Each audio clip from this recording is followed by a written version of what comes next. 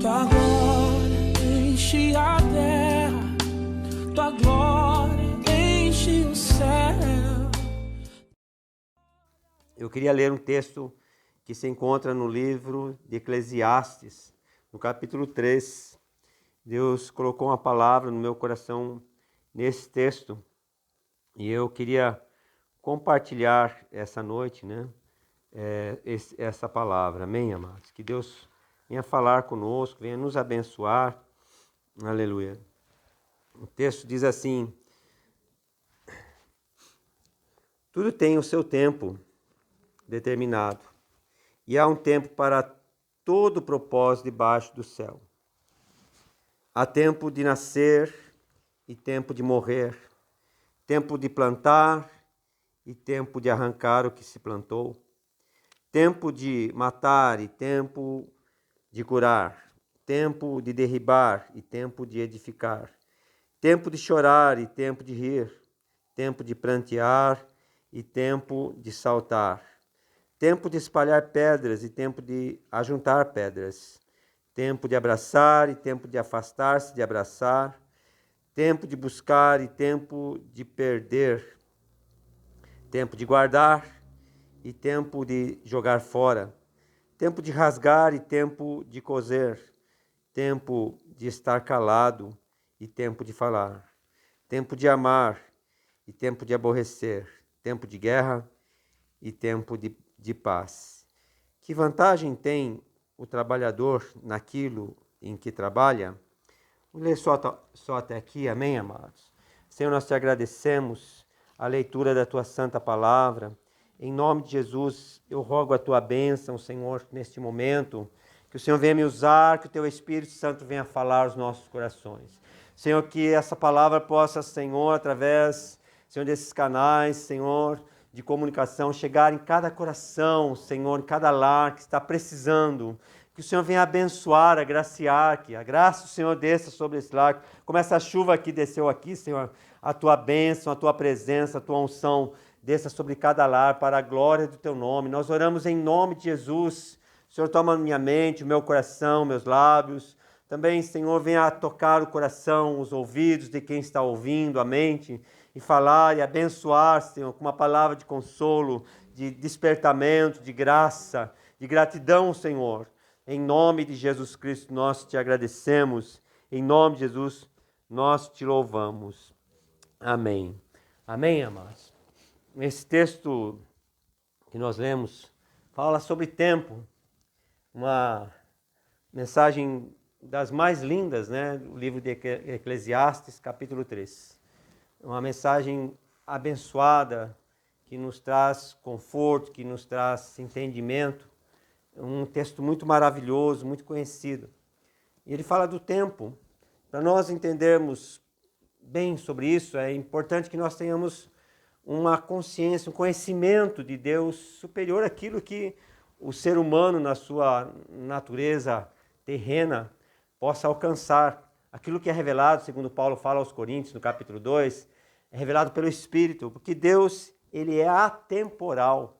Deus não está preso ao tempo. Deus criou o tempo. Então, quando se fala que há tempo para todas as coisas, é lógico que tudo está debaixo de um domínio, de uma soberania, de um controle divino. Deus criou o tempo, Deus formou para nós, olhamos a terra gira e vem a noite, e vem o dia, e nós vamos envelhecendo, o tempo vai passando e tudo isso é mistério, mas Deus criou o tempo, e Deus assim fez. Deus está fora desse tempo, mas nós estamos dentro desse tempo, e nós vivemos, estamos presos a esse tempo no sentido humano falando, que nós morremos, nós envelhecemos, um dia nós nascemos, e esse texto fala que há um tempo de nascer, um tempo de morrer, e há um tempo de rir, um tempo de chorar. Talvez você olhe para esse tempo que nós vivemos e fala assim, mas que tempo é esse que nós estamos vivendo? Que situação jamais poderíamos imaginar, que esses dias fui numa loja, tive que ficar dentro do carro para ser atendido no carro, um drive-thru, e eu tive que ficar lá dentro do carro, ser atendido lá, não podia entrar na loja, nem descer do carro podia. Então, nós estamos vivendo um tempo diferente. Você fala, mas que tempo? Mas talvez você possa pensar como no versículo 4, que é um tempo de chorar, né? É um tempo de tristeza, ou verso 6, é um tempo talvez de amar mais, né? Tempo de amar. Que tempo é esse, irmãos, que nós estamos vivendo? Né? Que tempo é esse? Talvez seja mesmo um tempo de prantear. Você possa pensar que nós estamos enquadrados nesse versículo, porque quantos amigos nossos estão partindo, conhecidos? Ontem foram 2 pessoas que a gente conhecia bastante, e assim tem ido, pessoas têm partido. E talvez esse tempo possa sim ser colocado, como o apóstolo Paulo fala lá na sua segunda carta a Timóteo, no capítulo 3, sejam tempos trabalhosos, ele fala.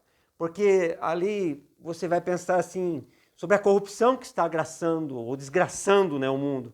Porque nós estamos dentro de um sistema e às vezes fica pensando algumas atitudes de governantes que desviaram verbas e tudo mais. Nós vivemos esse tempo de corrupção. Então ali fala que os homens seriam amantes de si mesmos, mais amantes dos prazeres do que amantes de Deus, gananciosos, irreconciliáveis, né? Homens corruptos. Nós vivemos um tempo assim, talvez possa se encaixar nisso, né? Esse tempo de corrupção, tempos trabalhosos, Paulo fala, dias difíceis. Ou talvez, como Jesus, ele fala num livro de Mateus, no Evangelho de Mateus, no capítulo 24, sejam os últimos tempos, né? Os últimos tempos em que nós estamos vendo as profecias se cumprir, pestes e terremotos em vários lugares, né? Pais contra filhos e nações contra nações. Nós estamos, queira ou não queira, você aceitar ou não, nós estamos vivendo uma guerra fria. Nós estamos tempo de guerra, talvez seja tempo de guerra, né? Porque há uma guerra fria, uma guerra política, uma guerra econômica, há uma disputa por poder no plano mundial, né? Há nações querendo conquistar outras nações, querendo tomar posse de riquezas de outras nações. E o livro de Eclesiastes, ele na verdade vai falar assim de uma busca pelo sábio. A grande maioria acredita que foi mesmo Salomão quem escreveu, né? O Correlete, né? Que fala Eclesiastes, é o pregador, aquele que prega a palavra, está em busca de um certo valor, em busca de algo palpável, algo que possa explicar, o que possa garantir, dar ao coração do ser humano uma certeza de que vale a pena, que as coisas elas são honestas de fato. Ele está em busca de alguma coisa de valor e ele começa o capítulo 1 e 2 falando das coisas transitórias. Ele entra no capítulo 3 e vai falando sobre esse tempo, né? Os vários tempos na vida do ser humano. E ele vai culminar no final do livro de Eclesiastes, depois de tudo viver, o capítulo 4 ele cai numa angústia de alma, né, de um viver enfadonho, capítulo 5 e até o 8, até que ele chega a uma consciência de que ao final de tudo nós temos temor de Deus, porque nada que nós vivemos aqui nesse mundo tem algum valor, porque tudo passa, amém, amados? Tudo passa.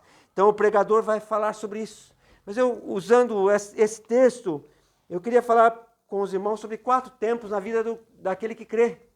4 tempos na sua vida. Você que crê, você que confia em Deus, que está buscando algo em Deus, que acredita em Deus. Ou mesmo você que fala assim, eu não acredito em Deus, talvez o Espírito Santo esta noite possa colocar no seu coração uma verdade palpável que você possa se apegar, amém, amados? Para que você viva melhor a sua vida nesses tempos difíceis.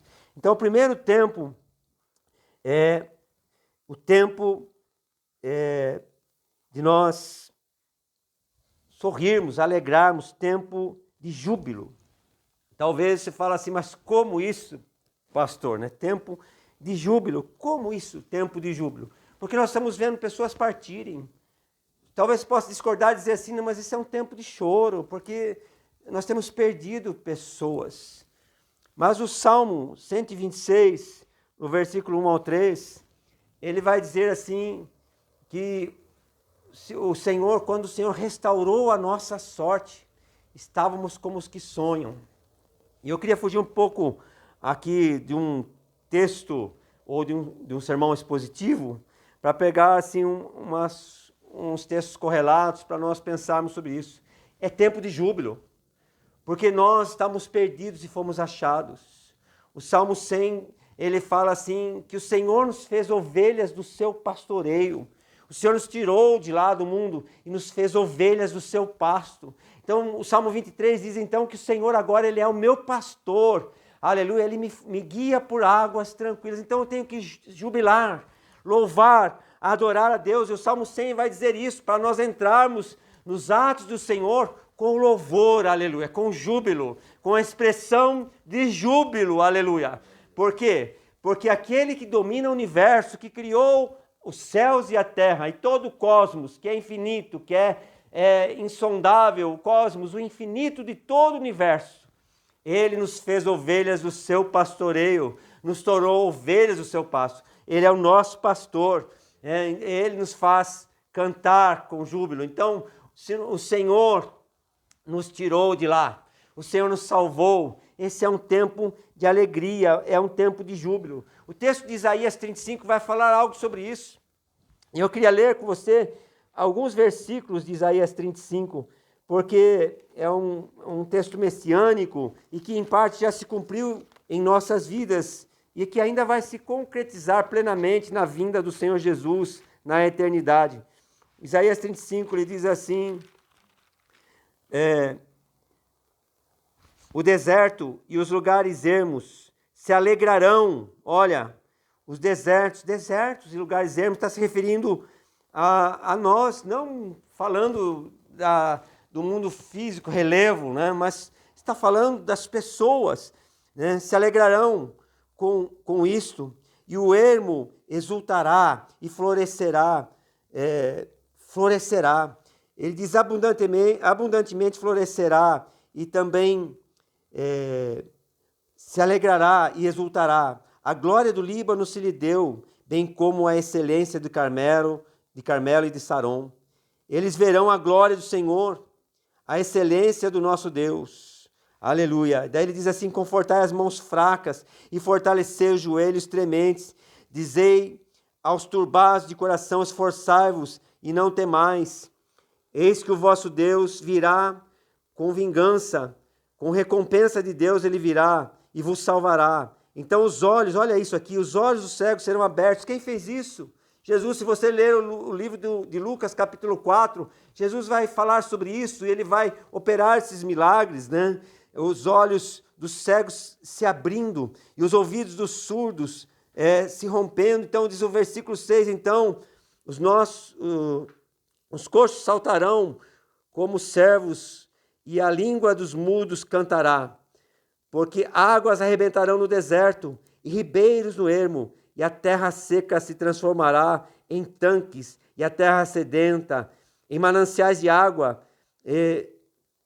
Aleluia, louvado seja Deus. O Senhor está dizendo aqui que essa glória, a presença do Messias, do Cristo, ele vai fazer isso, amém, amados? Isaías 61, ele vai dizer isso também: o Espírito do Senhor é sobre mim, pelo que ele me ungiu para pregar a libertação aos cativos, anunciar o ano aceitável do Senhor, aleluia, para abrir os olhos dos cegos, louvado seja Deus. O versículo 3 diz que ele vai tirar a roupa de luto e colocar roupa de louvor, aleluia, de adoração a Deus. O Senhor vai nos vestir com vestes de louvor, amém, amados? Então nós somos essa geração que está vivendo isso.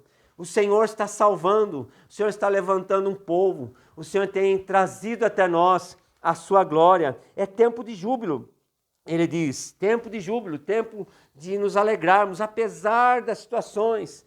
Paulo ele vai dizer em Filipenses capítulo 4, regozijai-vos no Senhor, versículo 4 lá, outra vez vos digo, regozijai-vos, e Paulo estava preso, né? Como Paulo pode regozijar estando preso, vendo tanta coisa assim, né?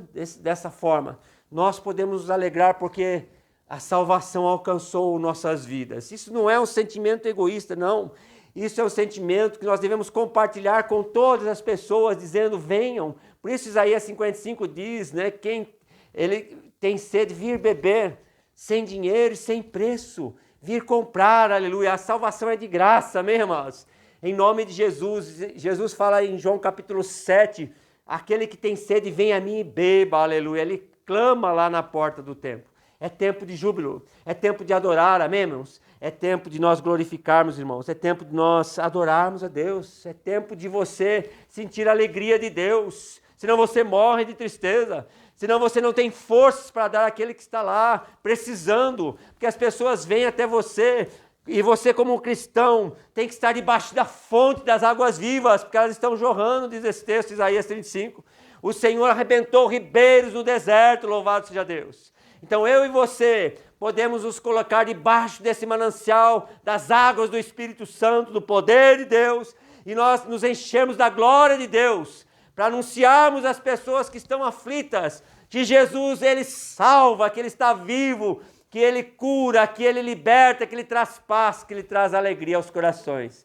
Então é tempo de júbilo. O povo de Deus é um povo alegre, amém, irmãos? Mesmo no meio das prisões, das mortes, os crentes da igreja primitiva iam e se reuniam e adoravam, e louvavam, e jubilavam diante de Deus. Você pode falar assim, mas pastor, né? Isso daí é uma coisa terrível que você está falando, porque como que eu vou me alegrar vendo os irmãos morrendo? Irmãos, porque aqueles que partiram em Cristo não morrem, diz o apóstolo Paulo. Eles dormem no Senhor, eles aguardam a ressurreição. É triste nós vermos almas perdidas que não conhecem a Deus ou que rejeitam o Evangelho. Mas aqueles que estão partindo em Cristo, estão salvos, já ganharam a coroa da vida, louvado seja Deus. E já estão nos braços do Pai Celeste. Todos aqueles que entregaram sua vida a Jesus. Então é tempo de júbilo. Esse é um tempo de júbilo, amém, amados? Apesar da pandemia, apesar de tudo que está acontecendo, a igreja do Senhor se regozija no seu Salvador, porque tudo está no controle do nosso Deus, Ele é soberano. É tempo também de oração. É tempo de oração. Esse é um tempo de oração, né? É incrível como se fala tanto em oração. E 1 Tessalonicenses 5,17, queria usar esse texto como base, ele diz assim, orai sem cessar. Então é tempo de orar, é tempo de buscar a Deus, de buscar a Deus. Isaías 55,6 vai dizer isso, né? Buscar o Senhor enquanto se pode achar, invocá-lo enquanto está perto. Mas se há um tempo de orar, é esse tempo, irmãos. É tempo de nós orarmos, de clamarmos, de suplicarmos, de chorarmos, de levantarmos de madrugada, de falarmos com Deus, de participarmos de alguns momentos de oração em família. Nós precisamos orar. E é incrível como esses dias eu estava vendo um áudio de um certo profeta aí, né? E a gente tem que tomar cuidado com essas profecias. Ele estava falando nessa virada de mês de março para abril, e uma palavra botando medo, né? Ameaçando, uma coisa assim. E é verdade que nós precisamos temer a Deus e olhar para as coisas que estão acontecendo, porque nada do que está acontecendo sem a permissão de Deus. Deus tem um propósito em todas as coisas. Aliás, Eclesiastes 3, o verso 1, diz que para tudo tem um tempo e um propósito. Para todas as coisas há um propósito, há um tempo. No capítulo 6 ele fala que há um tempo e há um modo, mas para todas as coisas há um tempo, há um propósito. E Deus tem um propósito em todas essas coisas. Então aí esse profeta estava dizendo assim, que se você quiser salvar a sua família, você tem que ungir as portas, ungir as janelas. E já não é o primeiro, já o mês passado teve mais uma outra profeta que falou a mesma coisa, para ungir portas, ungir janelas, porque o anjo da morte vai passar. Irmãos, não é isso que a Bíblia diz, não, irmãos. A Bíblia diz para nós ungirmos os enfermos. Não é para sair aí por aí ungindo porta e janela, que isso não vai adiantar nada. O que a Bíblia quer de nós é segundo Crônicas 7,14. É o povo que se chama pelo meu nome, se humilhar e orar e buscar a minha face e se converter dos seus maus caminhos. O povo que se chama pelo meu nome, é isso que Deus quer. Que você se humilhe, que você busque a Deus, que você se converta dos seus maus caminhos, abandone o pecado, abandone as vaidades, os vícios, abandone o egoísmo, o egocentrismo e se volte para o Senhor. Aleluia. Aliás, isso está lá também em Isaías 55, versículo 7, depois do verso 6, ele fala assim, buscar o Senhor enquanto se pode achar, invocar enquanto está perto, que o ímpio se arrependa dos seus caminhos, se converta dos seus caminhos maus, e o Senhor vai ter misericórdia dele. É isso que Deus quer. Não é para sair ungindo porta, não. É para você se arrepender. É para você abandonar o pecado, para se voltar para Deus, para se voltar para a casa de Deus. É isso que Deus quer, amados. É isso que o Senhor quer de nós. Tempo de oração, tempo de humilhação, tempo de se converter, tempo de tirar fora os pecados ocultos. É tempo de buscar o Senhor, amém, amados? É tempo de buscar o Senhor. Eu queria usar um homem como exemplo que eu gosto muito, e o texto é Daniel 6,10. Quando Daniel viu que a coisa ficou ruim para o seu lado, e ele viu que tudo já estava determinado, e Daniel ele era um político, né? Ele era um homem importantíssimo no governo de Dario. A Bíblia diz então que tramaram uma lei, enganaram o rei, fizeram com que ele assinasse com o seu selo aquela lei, que todo homem no espaço de 30 dias que buscasse qualquer um de outro Deus e não ao rei, esse homem seria morto. Era uma armadilha para pegar Daniel, porque eles procuraram achar uma falha em Daniel e não acharam. Mas eles perceberam que Daniel todo dia orava ao seu Deus. Então eles fizeram aquela lei, o rei selou, né, confirmou aquela lei. E a Bíblia diz então que Daniel, quando soube que aquilo estava sendo já tinha sido decretado pelo rei, ele foi como de costume, diz o texto, para o seu quarto e abriu as janelas para a banda de Jerusalém, porque havia uma promessa quando Salomão edificou o templo, que se o povo de Deus estivesse cativo em terras distantes, e de lá onde eles estivessem, e clamassem em direção ao templo em Jerusalém, que Deus ouvisse, e Deus falou assim, eu ouvirei, aleluia. E Daniel sabia dessa promessa, e ele orava em direção a Jerusalém, porque ele estava longe da sua terra. E a Bíblia diz então que ele, conforme era do costume dele, 3 vezes ao dia, ele ia orar ao seu Deus. E a Bíblia diz, os irmãos conhecem a história, ele foi lançado na cova dos leões, mas Deus enviou o anjo e tapou a boca dos leões. Quando o rei chegou lá no outro dia de manhã e falou assim, Daniel, dar-se-ia o caso que o teu Deus poderia ter te livrado da boca dos leões. E o rei ficou ouvindo ali da boca daquela cisterna. E a Bíblia diz então que Daniel gritou lá de baixo, vive, ó rei, que o Senhor, o meu Deus, enviou o anjo e tapou a boca dos leões. Aleluia, glória a Deus.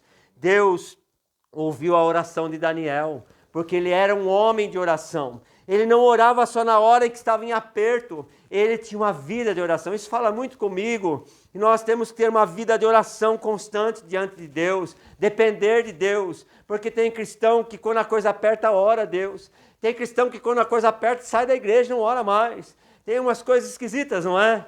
Mas a Bíblia diz que nós temos que ter uma vida constante de oração e temor ao nosso Deus. É tempo de buscar a Deus, amém, amados? É tempo de nós orarmos. Louvado seja Deus. Eu queria também chamar a sua atenção a um outro texto que no Evangelho de Lucas. Eu não vou ler aqui os versículos, mas o capítulo 3, capítulo 4, capítulo 5, capítulo 6, capítulo 8, capítulo 11... Ele vai falar aí de uns 8, 10 momentos de Jesus que ele vai para o monte, vai para um lugar orar. E Marcos 1,35 diz que Jesus, quando chegou com os discípulos cansados, ele vai para um canto e tira os discípulos do meio da multidão para eles terem um momento ali e estarem em oração. Paulo diz lá em Atos capítulo 16, quando ele chega em Filipos, ele vai procurar um cantinho de oração junto a um rio, onde ele ganha Lídia, né, para Jesus Cristo. E esse texto aqui de Jesus fala assim que Jesus ele sempre estava tirando momentos de oração. Os irmãos sabem que lá em Marcos 4, quando ele anda por cima das águas, ele tinha passado a madrugada inteira no monte orando, a madrugada inteira orando sozinho com o Pai lá no monte orando. Jesus tinha esses momentos antes de escolher os discípulos. Jesus vai para o jejum e a oração e ele também fica 40 dias no deserto buscando a Deus. E esses relatos, desses momentos da oração de Jesus, não são meros relatos. É uma ênfase de uma necessidade. Alguns falam assim, mas Jesus não precisava orar e ele foi para a oração. Não, Jesus precisava. Ele se fez homem, como homem, ele necessitava de ter comunhão com o Pai. E é esse ponto que eu queria chegar. Que se Jesus, como homem, precisava ter comunhão com o Pai, muito mais nós queremos ter uma vida cheia do Espírito Santo. Temos que ter mais vida de oração, amém, irmãos? mais tempo com Deus, mais tempo com a sua palavra, mais tempo de comunhão, sentir a glória de Deus, orar em línguas, como diz lá em Coríntios 14, Paulo, ele fala que aquele momento de intercessão, de oração em línguas estranhas, é o momento que você é edificado, porque quando você ora em línguas, você fala das suas necessidades íntimas com o Pai, ali no seu secreto, Mateus capítulo 6, no seu quarto, amém, irmãos? Ter tempo de comunhão com Deus, é tempo de buscar a Deus. Irmãos, é tempo de buscar a Deus. Esse é o tempo de buscar a Deus. Não é tempo só de nós jubilarmos, mas é tempo também de clamarmos. E a oração tem várias facetas. A comunhão com o Pai, Mateus 6, fechar-se na porta do quarto, chorar, ouvir a voz de Deus, ler a palavra. A intercessão em grupo, a intercessão em família, o momento de você buscar por alguém, o momento de você orar com alguém, orar por alguém junto com aquela pessoa. Há várias facetas da oração, momento de agradecimento, de ações de graça, de louvar. Às vezes as pessoas esquecem disso, né? Esse momento de ações de graça. Louvado seja Deus, é tempo de nós buscarmos ao Senhor. Amém, amados? O Apocalipse capítulo 5, versículo 8 fala, né? E o capítulo 8, versículo 3, que quando nós oramos e nós choramos a presença de Deus, o Senhor recolhe as nossas orações, aleluia. Lá está esse texto maravilhoso, que as nossas orações são recolhidas. Capítulo 8 vai falar assim, que depois os anjos pegam aquela taça onde estão as orações, o incenso, nem joga sobre a terra e há relâmpagos e trovões, aleluia, terremotos. O Senhor, a oração tem poder, amém, amados? O Senhor pega as nossas orações e Deus age na terra quando nós oramos. 4 momentos na vida de um cristão, aleluia. 4 tempos. Primeiro, tempo de júbilo. Segundo, tempo de buscar a Deus, de orar. Terceiro tempo é tempo de santificação. É tempo de santificação. Eu tenho para mim, irmãos, que é isso que Deus quer. Eu ouvi uma palavra de uma irmã, trouxe uma profecia, essa sim, uma pessoa de Deus, né? Não sou eu quem julgo, mas a palavra de Deus, a gente percebe, né, pelo Espírito Santo, o que Deus falou na boca daquela irmã, e ela falando sobre o que Deus quer conosco nessa pandemia. Deus quer que a igreja se arrependa. Deus quer que a igreja se volte para a sua palavra. Deus quer que a igreja ore. E Deus quer que a igreja se santifica. Santificar-se é separar-se. Santificação tem uma conotação de estar separado. Separado não do mundo totalmente assim, mas do sistema mundano sim. Porque é estar santificado para Deus. É você voltar-se para Deus. Não é você se isolar, como no século VI fizeram alguns, né, que se isolaram, achando que isso ia provocar santificação. Não é isso. É você estar separado para Deus, consagrado, é ter isso em mente, em coração. Há certos lugares que você não vai porque você é de Deus. Há certos lugares que você não frequenta porque você é um santo de Deus. O santo come, o santo bebe, o santo peca às vezes, mas ele é santificado, separado. Porque aqueles que pecam, mas são santos, em 1 João capítulo 3, verso 8 e 9, vai dizer que o pecado em nossas vidas é um acidente de percurso. Nós não vivemos o pecado. Às vezes nós cometemos alguns erros porque somos falhos. Ninguém é perfeito. Mas nós não vivemos mais na prática do pecado lá. Porque nós somos filhos de Deus e nós temos a semente de Deus. Santificação. Hebreus capítulo 12, verso 14, diz assim: segui a paz com todos e a santificação, sem a qual ninguém verá o Senhor. Há 2 momentos aqui, irmãos, né? Há 2 ensinos aí. Se você não santifica a sua vida, você não vai ver Deus agindo na sua vida. Você não vai ver Deus agindo na sua família, porque você não está santificando a sua família, não está santificando a sua vida. Se você não santifica, também quando Jesus voltar, você não sobe, porque aqueles que são santos é que vão subir, esses é que vão subir. Então é tempo de santificar, irmãos, porque o Senhor quer que nós estejamos separados para o uso dele como vasos para a honra, vasos para a glória. 1 Pedro capítulo 2, versículo 5, fala que nós como pedras vivas, 1 Pedro 2, verso 5, somos edificados casa espiritual, sacerdócio santo, para proclamar o Evangelho, amém, irmãos? Para proclamar as virtudes daquele que nos chamou das trevas para a sua gloriosa luz, aleluia, louvado seja Deus.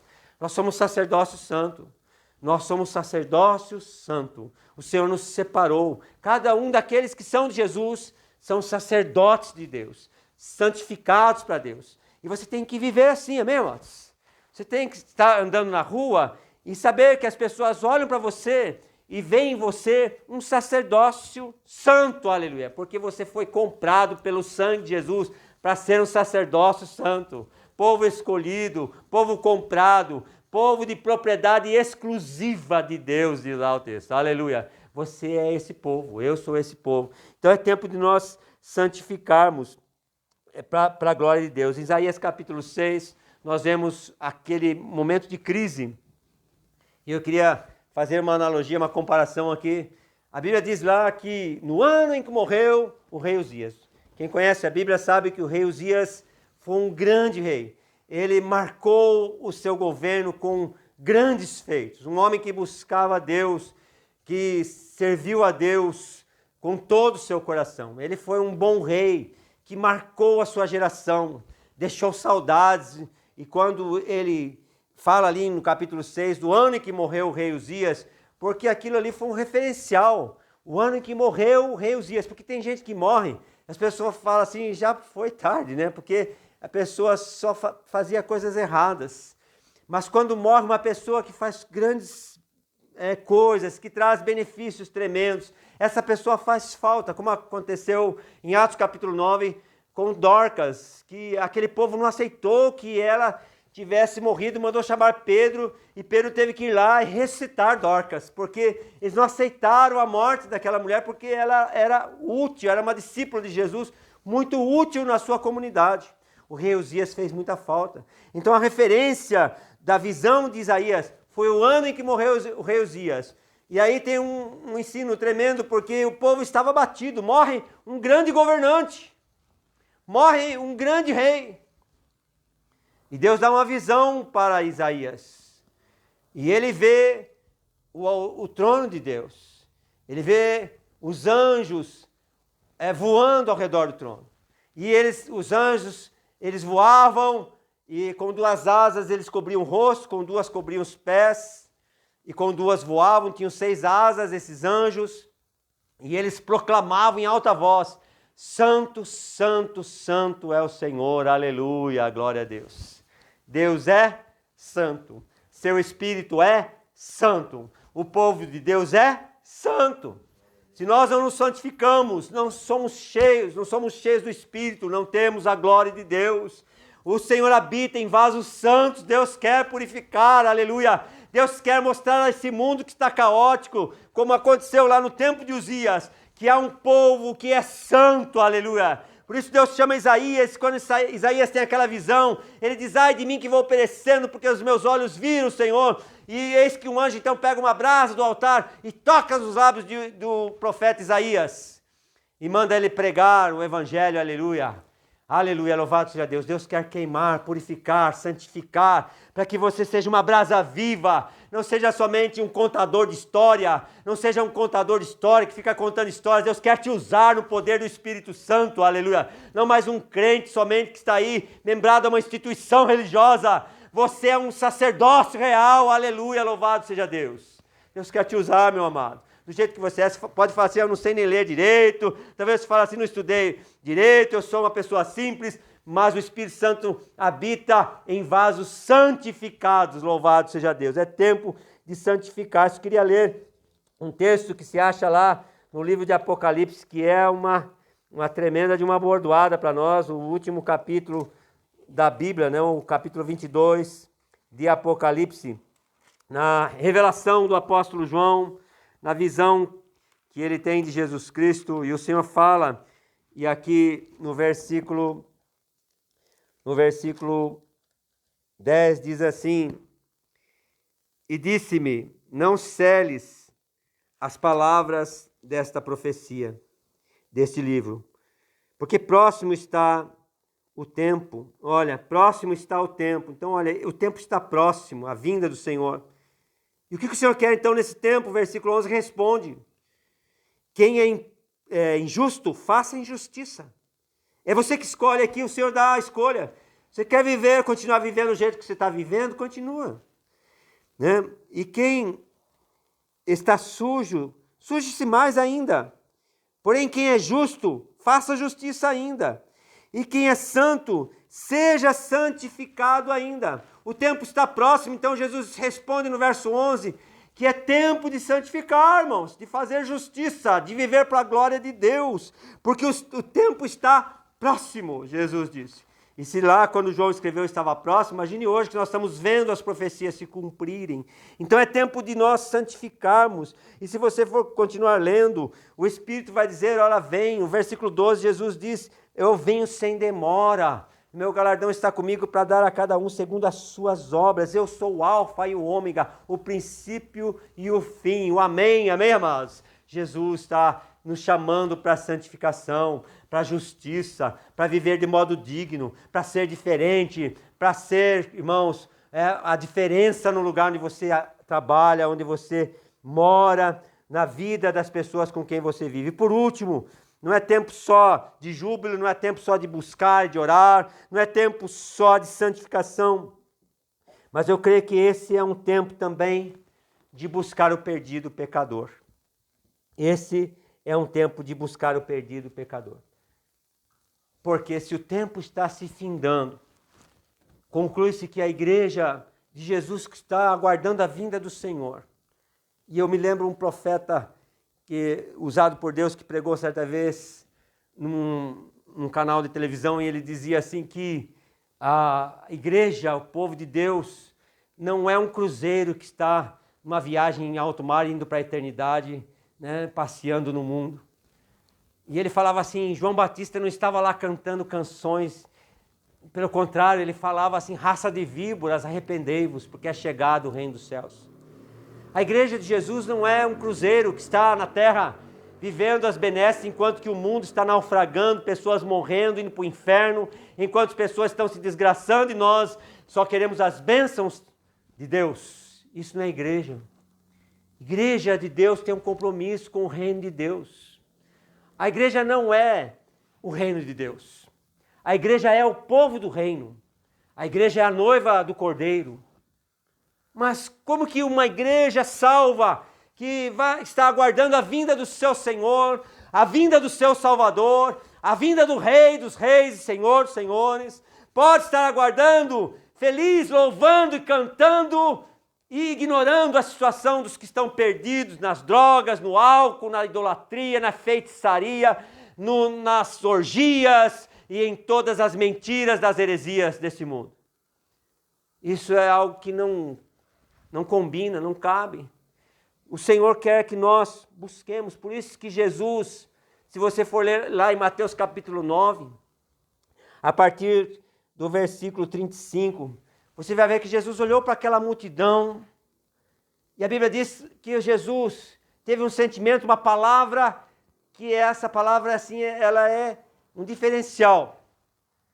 Jesus olhou para a multidão e sentiu grande compaixão. E a Bíblia diz que Jesus olhou porque ele viu aquela multidão e sentiu compaixão porque eram como ovelhas sem um pastor. Eram como ovelhas sem um pastor. Quando eu não tinha Jesus, eu era uma ovelha sem pastor. Minha alma estava aflita. Eu não tinha certeza de nada. Eu tinha medo da morte. Eu tinha visto alguns entes queridos morrer, meu pai morrer, e eu olhava para um futuro incerto, eu não sabia o que seria da minha vida. Eu lembro que eu fui dentro da igreja, na minha religião, e eu não sabia falar com Deus, eu não conhecia Deus, não conhecia a palavra de Deus. Eu era um religioso que participava de todos aqueles cultos lá, mas eu não conhecia Deus. Conhecia algumas rezas, mas eu não conhecia o Senhor Jesus. Era uma ovelha sem pastor. Mas um dia, no final do ano de 1983, alguém falou de Jesus para mim. Eu conheci o Senhor e Salvador. A minha alma se encheu de alegria. Sabe o que aconteceu na minha vida, meus amados?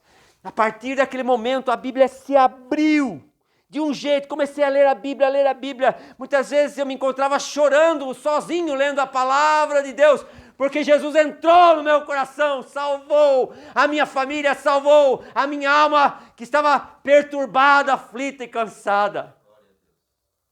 Jesus quer salvar os perdidos. E nós temos que ter compaixão, porque eles são ovelhas sem pastor. Veja que Jesus não falou que são bodes, cabritos, falou que são ovelhas sem pastor. Ovelhas têm pastor.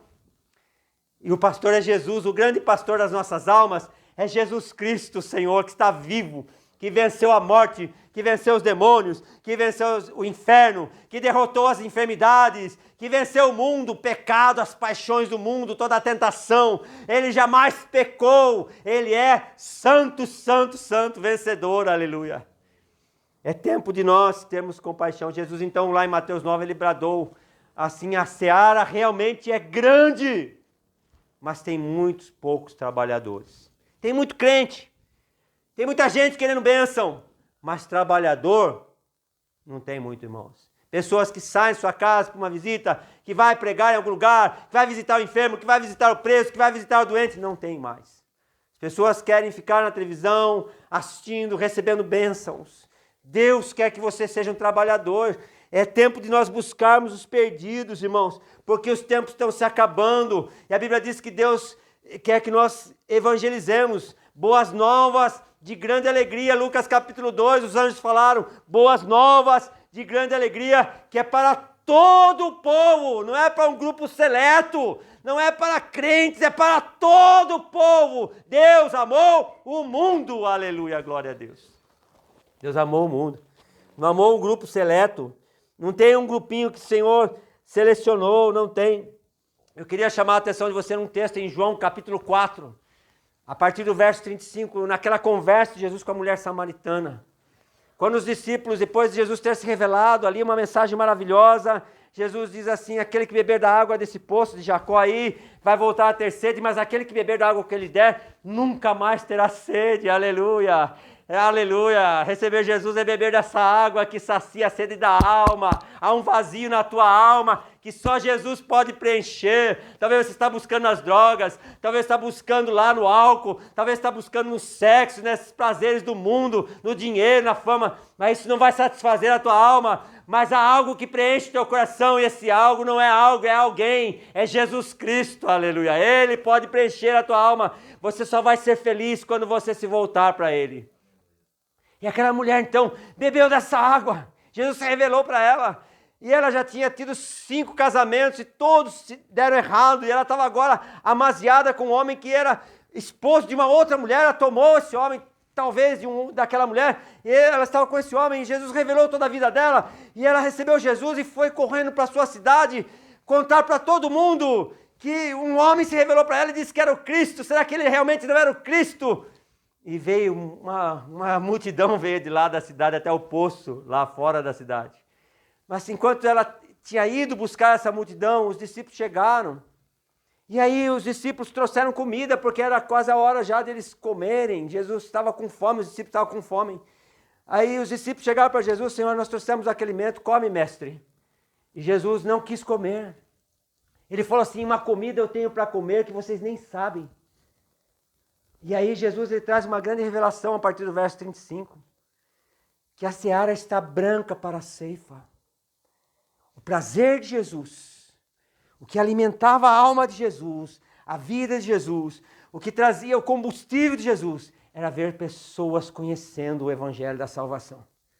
E é isso que nos alegra, é isso que nós temos que fazer. Igreja que não ganha almas, ela está morta. Igreja que não evangeliza perdeu a sua principal característica, porque a igreja nasceu para ser um órgão evangelizador de Deus, aleluia. Ela foi plantada por Cristo, por isso que tem igrejas que muitas vezes a gente não consegue ficar lá dentro, porque só fica em eventos e eventos e eventos. A igreja é um órgão missionário, ela tem que agregar, ela tem que atrair pessoas para Cristo, louvado seja Deus. Ela tem que integrar pessoas no reino, fazer a integração, envolver-se com as pessoas que estão perdidas e tirá-las de lá, aleluia. Jesus falou assim: eu tenho uma comida para comer. E então, enquanto Jesus estava falando, chegou aquela multidão e Jesus falou para eles, e muita gente creu em Jesus. No capítulo 8 do livro de Atos, você vai ver depois que Filipe, o diácono, desce lá e há um avivamento em Samaria. Há um avivamento. Mas quem começou ali foi Jesus com aquela mulher, a evangelizar aquela cidade, aquele povo. É tempo de nós buscarmos o perdido, amém, amados? É tempo de nós clamarmos e obedecermos a voz de Jesus, em Mateus 28, versos 18 e 19, é-me dado todo o poder nos céus e na terra, por isso vão, façam discípulos de todas as nações, vão, não fiquem na igreja, dentro das quatro paredes só, vai lá fora, evangeliza, faça discípulos, ganhe almas, é isso que vai ser o seu galardão, o quanto você fizer para o reino de Deus. No capítulo 19 de Lucas, verso 10, Jesus, depois de trazer a salvação na casa de Zaqueu, ele diz: o Filho do Homem veio para buscar e salvar o que se havia perdido. É lógico que Jesus curou, Jesus abençoou, Jesus reintegrou, mas a principal missão, a ênfase de Jesus é buscar e salvar o que se havia perdido. Aleluia! É tempo então de nós buscarmos os perdidos. Então eu queria concluir essa mensagem, que você possa, nesse período de recessão, nesse período de isolamento, refletir como você vai voltar depois que abrir essas portas. Você repensar a igreja. É tempo de júbilo. Apesar das dificuldades, nós nos alegramos no nosso Salvador, aleluia. Ele é a nossa resposta. Nós sentimos a sua presença e nós glorificamos a Deus. É tempo de oração e buscar a Deus. Porque se esse tempo de pandemia não for um tempo de buscar a Deus, tempo de oração, não sei que tempo vai ser. É tempo de orar e buscar ao Senhor. É tempo também de nós nos santificarmos, porque o Senhor só usa vasos que estão santificados, separados, consagrados, entregues, rendidos a Ele, que se rendeu de corpo e alma. É tempo de santificarmos, porque Deus é santo, o Espírito é santo, a palavra é santa, e Deus usa os santos, amém, amados? É tempo de deixar os pecados e voltar-se para Deus. Mas é tempo também de buscar os perdidos, buscar aqueles que estão longe, trazer de volta. E você que está afastado da casa de Deus, é tempo de você retornar. A palavra para você é Zacarias 9:12, que eu me lembro muito bem de uma irmã, que é a mãe do irmão Carlos Paulino, que é meu amigo. A mãe dele falou para um camarada uma vez na rodoviária que estava bebendo no bar: que palavra que a senhora tem para mim agora? Porque ela sempre falava de Jesus para ele. E ele estava desviado. Ela falou: só tem uma palavra, Zacarias 9:12. Tornai a fortaleza, ó preso de esperança, porque na verdade vos digo que eu vos recompensarei em dobro. Se você volta para a fortaleza, a presença de Deus, Deus pode te usar muito mais ainda. É tempo de se voltar para Deus, amém, amados? Eu queria lembrar aqui um testemunho de John Hyde, que é um missionário americano que pregou por quase 20 anos na Índia. E quando fizeram um exame de coração nele, porque ele ficou doente, depois ele falece, esse John Hyde, ele ficou conhecido como o homem que orava. Eles foram verificar que o coração dele não estava no lado esquerdo. O coração dele tinha migrado do lado esquerdo para o lado direito. O coração dele foi parar no lado direito. Tanto que ele orava. Ele chorava. Eu acredito que as orações dele tinham como uma natureza igual àquela de Lucas 22, quando Jesus estava no Getsemane, que a Bíblia diz que Jesus orou com tanta intensidade que aquelas microveias, que ficam embaixo da epiderme, se explodiu e Jesus começou a suar sangue. Tamanha intensidade que Jesus orava naquele momento no Getsemane. John Hyde orava com tanto clamor, com tanta paixão pelas almas, que o coração dele saiu do lado esquerdo e foi parar do lado direito. Isso está registrado na história dele, Se você for ler Os Heróis da Fé, você vai encontrar, ou comprar o livro, John Hyde, o homem que orava, você vai ver lá que o coração dele mudou do lado esquerdo para o lado direito. Tamanha paixão que ele tinha pelas almas, tamanha paixão que ele tinha pelo seu mestre. Que nós possamos olhar esses homens e nos inspirar nesses testemunhos. Eu queria orar com você neste momento. Se você quiser, pode ajoelhar-se aí diante do seu celular, do aparelho, mas diante do Todo-Poderoso. Coloque sua mão no seu coração, que essa palavra possa despertar você. Senhor, em nome de Jesus, nós oramos por essa família, segundo o que foi cantado, falado aqui, Senhor. Deus, o Senhor diz, Deus, na Tua palavra, traga alguma chegar à Tua tenda, e nós invocamos isso, Senhor, clamamos por isso, Deus. Nós oramos, não que sejamos, Senhor, melhores que ninguém, mas nós pedimos, Senhor, tenha misericórdia do Teu povo, olha para aqueles que estão buscando e clamando. Senhor, Deus, livra-nos do mal, mas nós clamamos que no meio dessa pandemia, no meio dessa situação, vidas sejam abençoadas, que haja, Senhor, maior ardor pelas almas perdidas nos corações. Senhor, que o teu povo se santifique e busque ao Senhor e ore e se consagre e clame, mas também que o seu povo se santifique na tua presença, se separe, Senhor, das coisas deste mundo. Que teu povo também, Senhor, sinta a alegria da tua presença, que o Senhor está conosco, que o Senhor não nos desampara, diz lá, Senhor, no texto de Hebreus, capítulo 13, verso 5 e verso 6, o Senhor diz: jamais te deixarei, nunca te abandonarei. O Senhor é conosco, o Senhor está conosco, nos guarda, nos abençoa, mas o Senhor quer que nós sirvamos, que nós sejamos trabalhadores do teu reino. Abençoa a tua igreja, abençoa o teu povo, visita cada lar neste momento, Senhor, onde, Senhor, esses canais aqui estão alcançando vidas. O Senhor entra, traz alegria, traz paz, traz a bênção, traz força neste momento. Deus, que o seu povo não fique só pranteando, mas jubile na tua presença, se levante e pregue o evangelho, porque a vinda do Senhor está próxima. Nós oramos que o Senhor assim nos faça ser fortalecidos, abençoados, agraciados. É tempo de orar, é tempo de buscar o Senhor, é tempo de jubilar, mas é tempo também, Senhor, de se consagrar, se santificar e buscar aqueles que estão perdidos. Em nome do Senhor Jesus Cristo, aleluia, glória a Deus.